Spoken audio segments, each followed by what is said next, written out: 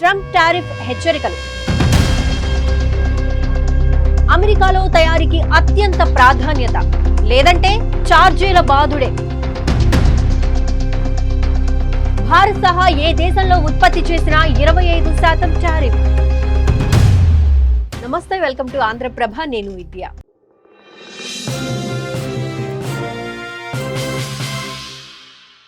America అధ్యక్షుడు Donald Trump Bharat పై అక్కసును వెళ్లగక్కుతూనే ఉంటాడు.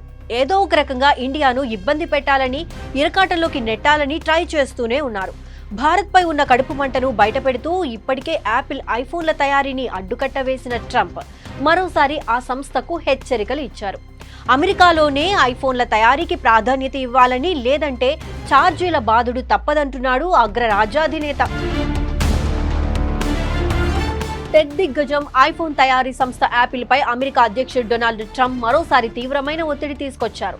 ఐఫోన్లను ఇతర దేశాల్లో తయారు చేయడాన్ని ఏమాత్రం సహించబోమని తెలిపారు. ముఖ్యంగా భారత్లో తయారు చేస్తున్నందుకు తీవ్రమైన అసంతృప్తి వ్యక్తం చేశారు. ఇకపై ఇండియాలో ఐఫోన్లను తయారు చేయొద్దంటూ ఇప్పటికే యాపిల్ సీఈఓ టిమ్ కుక్ సూచనలు చేశారు. అయితే అమెరికా అధ్యక్షుడు డొనాల్డ్ ట్రంప్ మాటలను యాపిల్ సంస్థ అంతగా పట్టించుకోనే లేదు. అమెరికా నిర్ణయంతో తమకు ఎలాంటి సంబంధం లేదని, భారత్లో ఎప్పటిలానే తమ ఫోన్లు తయారీ కొనసాగుతుందని తెలిపింది. ఈ క్రమంలోనే యాపిల్ సంస్థకు ట్రంప్ మరోసారి వార్నింగ్ ఇచ్చారు. అమెరికాలో అమ్మే ఐఫోన్లు అక్కడే తయారు కావాలని అన్నారు. అలా కాకుండా భారత్ కానీ మరే దేశంలోనైనా తయారు చేస్తే 25% సుంకాలు విధిస్తామని హెచ్చరికలు జారీ చేశారు. ఇది భారత్లో తయారీ సామర్థ్యాన్ని పెంచాలని ప్రయత్నిస్తున్న యాపిల్ సంస్థకు పెద్ద షాక్ అని చెప్పవచ్చు. ఇక ట్రంప్ చేసిన ఈ వ్యాఖ్యల నేపథ్యంలో ప్రీ మార్కెటింగ్ ట్రేడింగ్ లో యాపిల్ సంస్థ షేర్లు 3% వరకు పడిపోయాయి.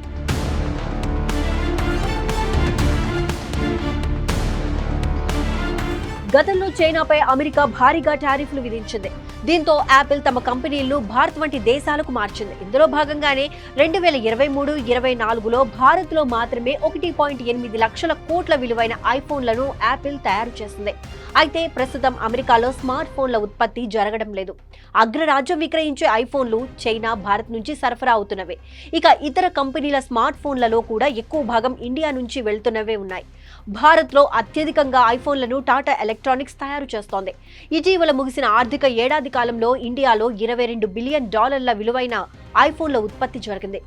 అంతకు ముందు సంవత్సరంతో పోలిస్తే దేశంలో ఐఫోన్ల ప్రొడక్షన్ 60% పెరిగింది.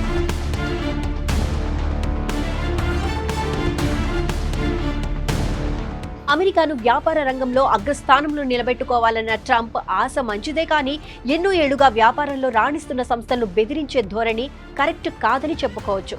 యాపిల్ ఫోన్ల విక్రయాల్లో భారత్ కన్నా ముందంజలో ఉండాలన్న ఉద్దేశంతోనే యాపిల్ సంస్థను బెదిరిస్తున్నట్లు క్లియర్ కట్ గా తెలుస్తోంది. భారత్ సుంకాలతో అమెరికన్ ఉత్పత్తులను దెబ్బతీస్తోందని ట్రంప్ ఇప్పటికే చాలాసార్లు ఆరోపించారు. ఈ క్రమంలోనే భారత్ను సుంకాల రారాజుగా అభివర్ణించారు కూడా. ఇక ఇప్పుడు ఐఫోన్ల మార్కెట్లో భారత్ ప్లేస్ ను దెబ్బతీయాలన్న భావనతోనే ట్రంప్ కుట్రలు పన్నుతున్నారన్నది వాస్తవం.